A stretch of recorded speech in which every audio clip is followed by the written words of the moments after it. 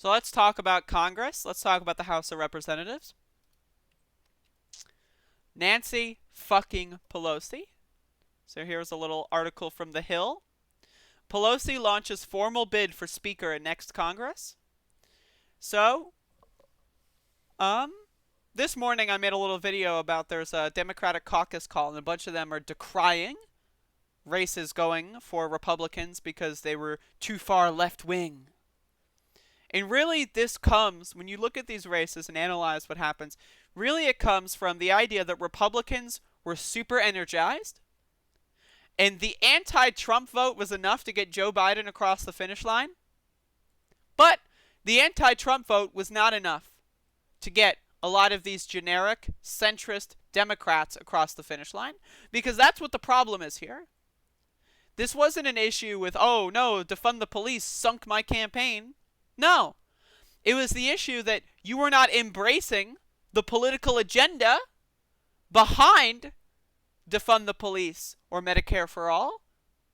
And you let the Republicans paint you as an enemy, and you did nothing to distinguish yourself from that. That's what the clear incompetence is with the Democrat Party. And so I just want that to be underscored before I read this article. But Nancy Pelosi's going again. Jesus Christ, can we get anybody but Nancy Pelosi? Anybody but Nancy Pelosi? I will take literally any other Democrat in Congress besides Nancy Pelosi. I'll take Justin Amash. Can we get Justin Amash to be fucking speaker? Like, come on, man. Like, Nancy Pelosi has been such a disaster for this country. When people elected a Democratic House in 2018, they did so with the idea that there would be oversight on this corrupt gangster in the White House. And what did they do? They impeached him for the most narrow thing possible, not to implicate themselves as well, let him get off, and did no other forms of oversight. Nothing. Nada. Not a single thing. Nancy Pelosi cannot become Speaker in 2021. Seriously, if she becomes Speaker once again, we have failed. It's over. It's done. We need to wait until 2022 again before any sort of electoral victories can be had. And seriously, we don't have that fucking kind of time. So let me read this article from The Hill.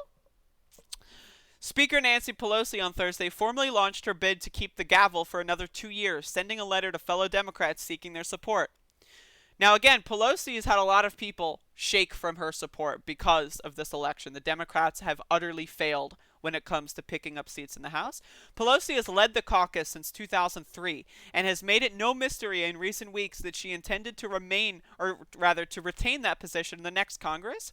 While voters on Tuesday maintained the Democrats' majority in the lower chamber, it was a bruising cycle for Pelosi and party leaders, who had promised to pick off vulnerable Republicans and expand their numbers advantage in 2021. Instead, Democrats lost at least 7 incumbent seats, and as of Friday morning, they had not knocked off a single Republican seeking re-election.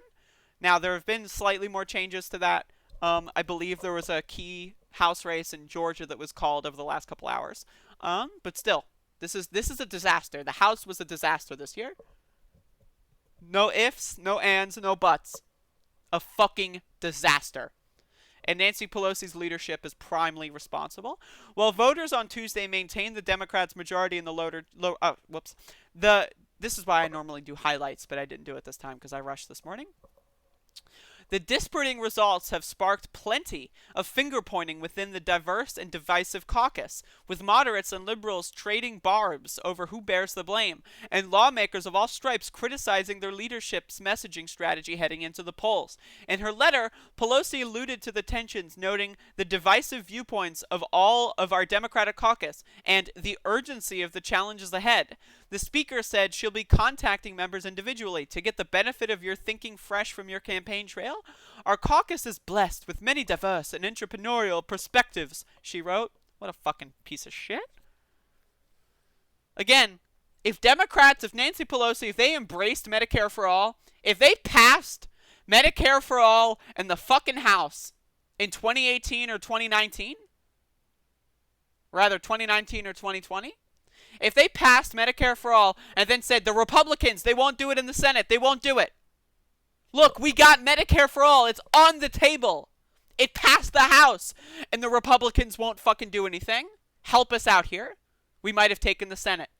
We might have picked up seats in the House. But instead, what they did was this triangulating Bill Clinton third way garbage fucking strategy of there being historic. There is the largest civil rights movement in American history this year. And what did the Democrats respond with?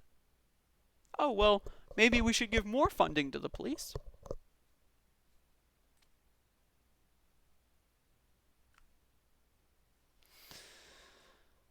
It's ridiculous. It's ridiculous. It's ridiculous. But Pelosi largely focused on the Democrats' legislative plans for the next Congress, promising to move quickly with the help of a potential President Joe Biden on efforts to tackle climate change, boost healthcare access, launch a massive infrastructure initiative, provide coronavirus relief, and reform the election system.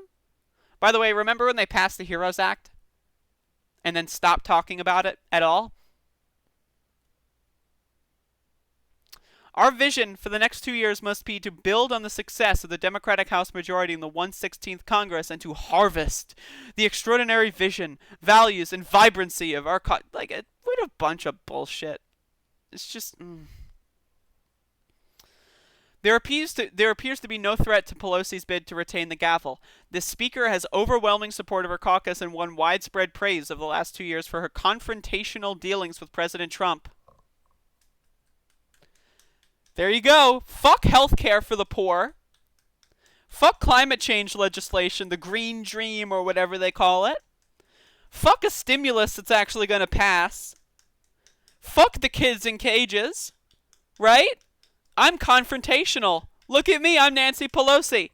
Fucking piece of shit. I fucking hate Nancy Pelosi. Yet a small group of restless moderates frustrated with Tuesday's election results is already in talks to recruit a Democrat to take her on. Again, I will take anyone besides Nancy Pelosi. And I'm serious about that. I'm serious about that. With many race results still outstanding, it's unclear if the effort gained steam. Pelosi had faced a revolt from a similar group of rebellious lawmakers after the 2018 cycle, but they were unable to find a candidate willing to challenge her, and Pelosi won the gavel this Congress with votes to spare. Nancy Pelosi is a huge disaster for America. I just... If you want to talk about the evil villains of the last 4 years, 1, Donald Trump. 2, Mitch McConnell. 3, I'll just throw Paul Ryan under the bus. And then 4, Nancy Pelosi.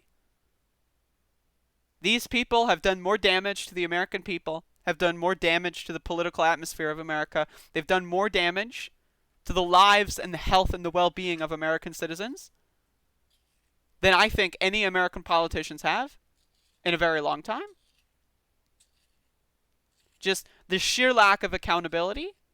Nancy Pelosi, knowing that George W. Bush illegally lied to get us into a war, didn't impeach him, didn't even try.